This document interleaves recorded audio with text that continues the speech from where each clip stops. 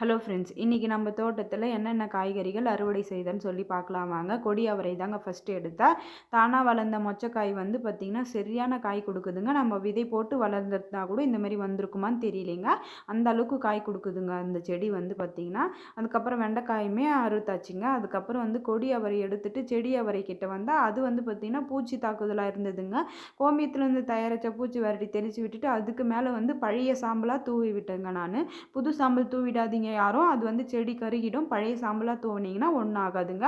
போன டைமே முள்ளங்கி உடஞ்சிருச்சுங்க எடுக்கிறப்போ. அந்த டைம் தண்ணி ஊற்றி எடுத்தேன். பெரிய சைஸாக கிடைக்கும்னு சொல்லி. சின்னதாக இருக்கவே என் பொண்ணு பார்த்துட்டு சிரிச்சிட்டாங்க. அதுக்கப்புறம் வந்து மூலிகையெல்லாம் கொஞ்சம் எடுத்துட்டேன். எதுக்காகன்னு பார்த்தீங்கன்னா, நான் மந்த்லி ஒன்ஸ் வந்து பார்த்தீங்கன்னா, எல்லா விதமான மூலிகையும் போட்டு நான் வந்து கஷாயம் போட்டு குடிப்பேங்க. எனக்கு அந்த பழக்கம் இருக்குது.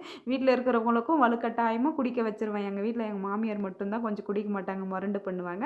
அதுக்கப்புறம் டிசம்பர் பூ வந்து பார்த்தீங்கன்னா, 1 முழம் கிடைச்சிதுங்க.